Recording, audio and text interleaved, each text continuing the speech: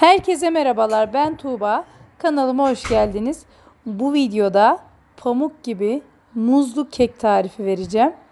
Mutlaka videoyu sonuna kadar izleyin. Pişman olmayacaksınız.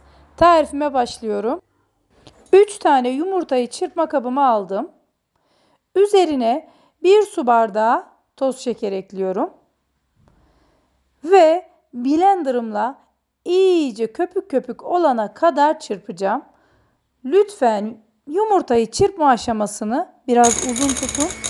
Bu kıvama geldiği zaman kekiniz harika olacak. Çırptım. Üzerine 200 milim yani 1 su bardağı süt ekliyorum. 80 gram eritmiş olduğum tereyağını ekliyorum. Ve biraz da vanilya ekleyeceğim. Sıvı vanilyanız yoksa toz vanilya da ekleyebilirsiniz. Eklemiş olduğum malzemeleri de çırpıyorum. Bir tane olgunlaşmış muzu çatalla iyice ezdim ve onu da kek harcımın içine ekliyorum.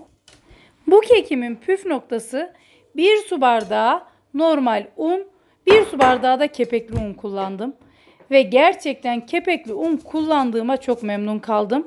Çünkü hem lezzeti hem de pamukluğu daha güzel oldu. Bir pakette kabartma tozunu ekleyip blenderımda çırpmaya devam ediyorum. Bu keki mutlaka deneyin. Kepekli unla kekim daha da bir ayrı oldu ve lezzeti de bir o kadar güzel oldu.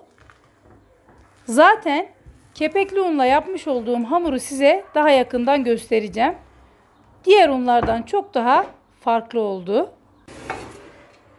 Yağlamış olduğum kek kalıbımın üzerine hamurumu döküyorum. Ayrıca muzun vermiş olduğu aroma harika. Hamurun kalıba eşit bir şekilde yayılması için kalıbımı biraz sallıyorum. Kekimin üzerine damla çikolata serpeceğim. Kekin hamurunun içerisine karıştırmamamın sebebi bütün damla çikolatalar dibine yapışacaktı o zaman. Bu şekilde üst kısmını atacağım ve spatulamla birazcık içerisine şöyle çok hafif girmelerini sağlayacağım, bu kadar. Bu damla çikolata kekimin her yerine güzel bir şekilde yayılacak. 180 derece ayarladığım fırında yaklaşık 20-25 dakika içerisinde pişti. Soğuyan kekimi servis tabağıma alıyorum. Altı da gayet güzel pişmiş. Ve şimdi üzerini Hindistan ceviziyle süsleyerek servis yapacağım.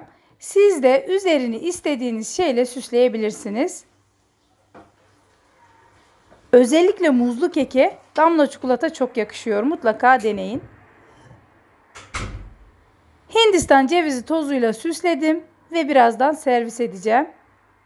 İç dokusunu sizlere göstereceğim ve iç dokusunu gördükten sonra bu keki yapmak için hemen kalkacaksınız bence. Çok lezzetli ve pamuk gibi bir kek oldu.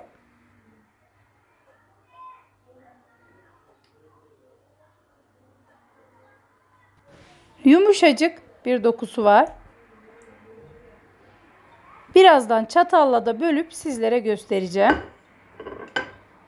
Yine güzel bir videonun sonuna yaklaştık. Beni izlediğiniz için çok teşekkür ediyorum. Lütfen kanalıma abone değilseniz abone olmayı unutmayın. Ve ayrıca like atarsanız, paylaşırsanız çok mutlu oluruz. Yeni videoda görüşmek dileğiyle. Hoşça kalın, afiyetle kalın. Her şey gönlünüzce olsun.